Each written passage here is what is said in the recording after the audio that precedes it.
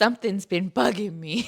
Hello, Claybees. If you're new here, hi, my name is Karis. I'm an artist and creature creator, and we have a habit on this channel of turning things into miniatures, particularly weird things. We've got a series here where I ask you guys about the weirdest things that you could think of in the world. You tell me, and then I turn them into tiny things, and chaos ensues. It's fun. Trust me. Today, we're doing bugs. I asked y'all over on Instagram what your favorite weird bugs were. Let's go see what you had to say. One of my friends said, weevils. They're so cute. Weevil. It sounds like evil, but like we're doing it as a group.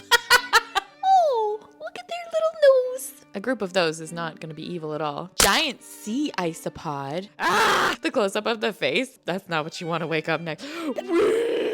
That makes me feel afraid. Oh, but this one, nice. So nice. This picture's nice. Actually, we have like a large number of people that are like roly-polies, isopods. Isopods are so hot right now. They're the it girl of the bug world. I don't know if it counts, but a Venezuelan poodle moth. I think I'm gonna do a video where I just do moth though, because there's people here that are like, do the rosy maple moth, do the Venezuelan poodle moth. I like moths. They're their own sort of subcategory. Let me know in the comments if you guys think that I should do a dedicated moth only video. What is a flower mimic spider? We did like a peacock mimic spider.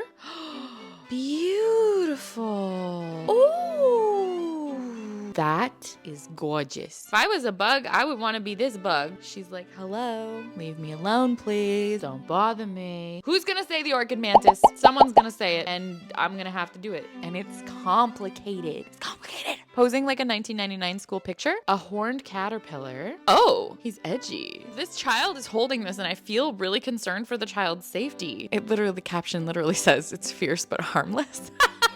Uraba Lugan's caterpillar. Someone knows their bugs. Oh, dude, this looks like it's got a hat. It's got a hat on. Wait, Tower of Old Heads? That's fashion for you. A blue death feigning beetle. We don't have any beetles yet. Oh, his bum is spiky. Spiky little buttocks. Look at you with your armored behind. Trouble. So like a bunch of you are saying, stick insect. I don't want to do it because balancing that, it's going to be a nightmare. It sounds like an absolute recipe for disaster, which is exactly what we need. Feel like we got a lot of good stuff. Let's go have some fun. I feel like you need it. You need it. So today's adventure is starting off with the it girl of the bug world, our isopods. And I decided that I'm going to be doing it in two different shapes because these are also nicknamed roly-poly bugs if you're not familiar with them. Basically, when these little fellows feel threatened, they will curl up into a ball and they can roll around theoretically, but it's mainly to protect themselves from any types of predators, and they have these little armored scales that help with making them move like that. So I'm doing this bug in two different positions. It's flat out position and it's coiled up position because I want to and I can, and I also have something fun and silly planned that I hope you will stick around to watch. Now, the other fun thing about isopods is they're also referred to as the janitors of the bug world, so any gross things that are kind of left around decaying and rotting, these little guys will kind of come and clean them up. And without them, we'd have a bunch of debris that wouldn't really fully get broken down or disappear ever, so they are the unsung heroes of dealing with things that we might not necessarily want to. Now, as far as these two designs go, this little fellow is going to be resting and relaxing in his upright position, but I want our extra anxious friend to be curled up into a ball, and not only that, have the capacity to be able to run away if he so felt he needed to. I would like to live vicariously through him by curling up into a ball and rapid shooting myself away from all of my problems. Thank you very much. Anyways, that aside, I wanted to make sure that all of his little limbs were tucked in so that when he's rolling, nothing's gonna come flying off. And that also included the antenna, so I tried to get them as close and snug to the body as I possibly could. And then I baked them in the oven so we can go ahead and test them out. Okay, check this out. They actually work. Oh my god, wait, this is amazing. I was not expecting this to work so well. Fly, my pretty. Yes! These guys are just gonna sit here and enjoy the show. They're like, yeah, that's fine. I'm not really a go-getter. Let's just sit back and watch them race. All right, these are definitely a success. Which one do you guys think is better? Personally, my favorite is the rolling one. Before we move on to our next candidate, I grind these guys up a little bit because they wouldn't really be Earth's janitors if they didn't have a little bit of dirt and dust on them. At the final second, someone said dung beetle. We gotta do dung. You don't gotta do dung, but I wanna do dung. Let's figure out how to make some poop out of clay. Oh man, I'm stoked. So to get ourselves started today, I'm actually pulling apart some embroidery thread so that we can do the fibrous portions of the dung. To get mildly scientific, dung beetles actually play an important part in cleaning up our pastures. So they hang out around cow manure, which usually has a lot of hay in it. And I figured, hey, why not? Let's make it as realistic as possible. A truly fun fact about the dung beetle is that once they start rolling, they cannot stop and they have to go in a continuous straight line. Dung beetles can also bury up to a metric ton of poop per year. To put that in terms you can visualize, that is half an elephant. Not a full elephant, but still impressive nonetheless. Okay, so you can see here that for the arms and leggies, I'm using a little bit of wire. And what I'm going to be doing as well is I'm going to be making some tiny little feet to go on the ends of this. While working on these, I actually came to the conclusion that dung beetles may actually be a new motivational creature for me because they take whatever crap that they are handed and they turn it into something useful. I read my comments and I know that a lot of you come here because you're going through a little bit of a hard time. So I just want to say, if something bad has come your way, I hope that you can be a dung beetle today. Take the poop you've been given and turn it into something useful, honey. It's gonna be okay. When life gives you poop, go for a ride on top of it. There are 3 modes to my anxiety: holding on for dear life, slowly mounting, and then just rolling through my problems. Once these were all baked, I painted the legs so that they were uniform and had a little oopsie. I always pour too much of this stuff out, and now it's everywhere, and it's on everything. I just wanted to make him shiny. I didn't want to make him look like he's covered in glue. Since overcoming that adversity, it was time for me to attempt something that I thought was going to be really difficult. I'm going to attempt to do the flower spider. The thing that's a little bit concerning for me is that this is sort of a translucent creature, and I want to build an armature inside of it. I don't want the armature to show through, but I want the sort of translucent element. And I need the faded purpley bits, so we got a lot to figure out. And spiders are never friggin' easy. I have to completely cover little pieces of wire with clay. I've never used wire this thin, and it may be an issue. I guess we'll see, but the color is okay. Imagine this rolling towards you at 3 a.m. down a dark hallway. Woo! Coming to get you now. Wee-ah! I think I may need to try a different technique. This is not gonna work. I'm gonna try something a little bit different. This guy's kind of all stuck together. I'm gonna see if I can maybe have the limbs, instead of covering them in wire, kind of plumpy like this. Okay, so for years I had been overcomplicating the process of making spiders. Literally all I needed to do was make a torso, make some arms, and pinch them all together. And look at this. I didn't have very much footage because the whole process of this took me maybe 10 minutes to do. I was shocked. I usually take like an hour and a half to make a spider and cover an entire wire armature. Guys, I was goofing it up for years. It's so cute.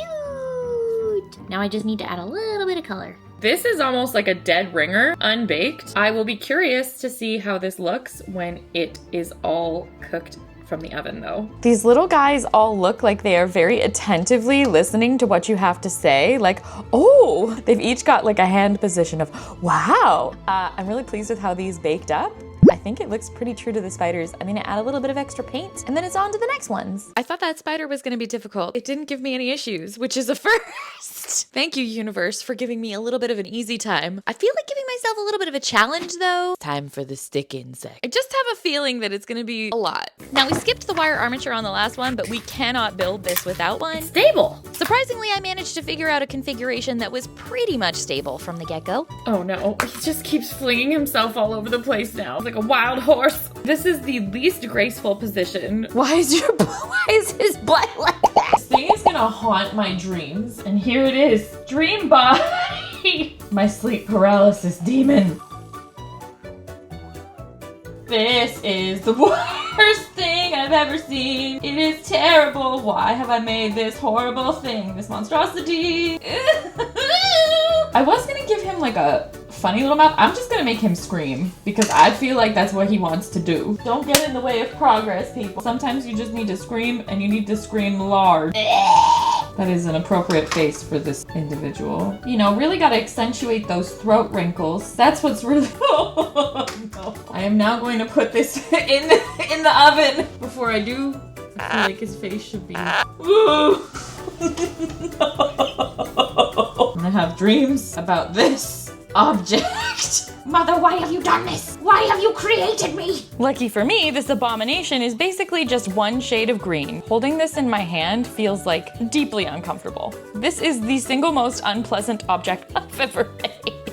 I hate this. I hate this so much. It's terrible. And I know you guys. You guys are all gonna name him something like Nathaniel.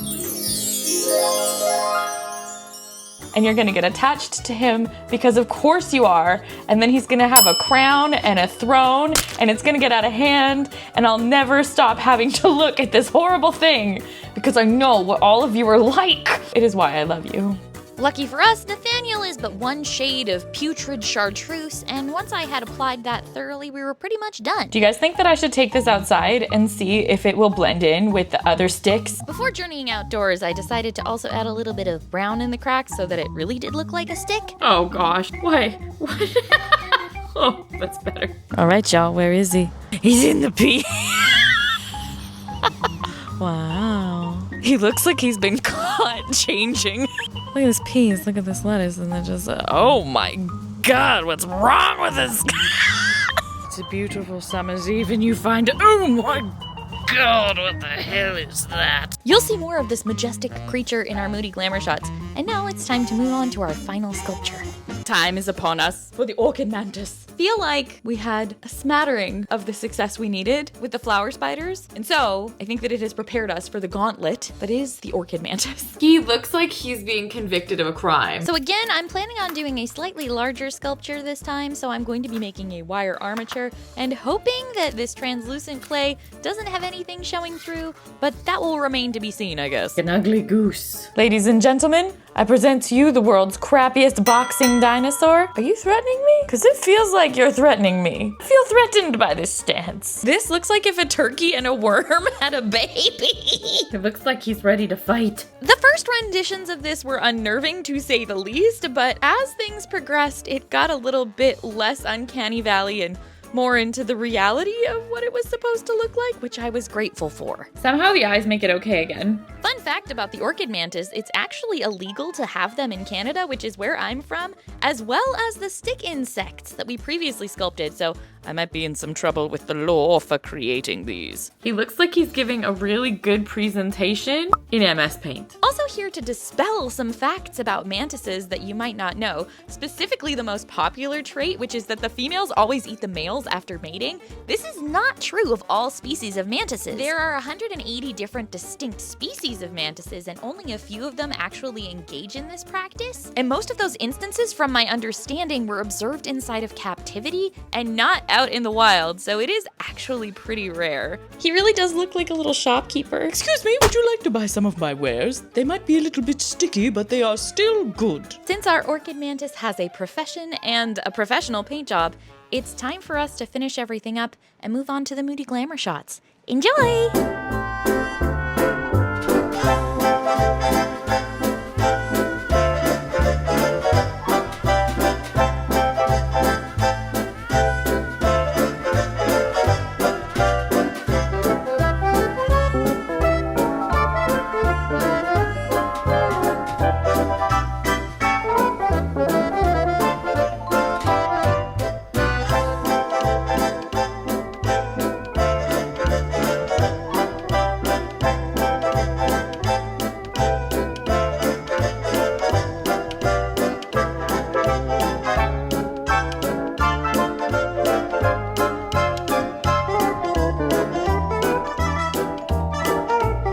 Thank you so much for hanging out with me today. I hope you enjoyed this next chapter in our chaotic story. I feel like most of y'all are gonna tell me that Nathaniel is your favorite, and even though that cake don't lie, I have a differing opinion.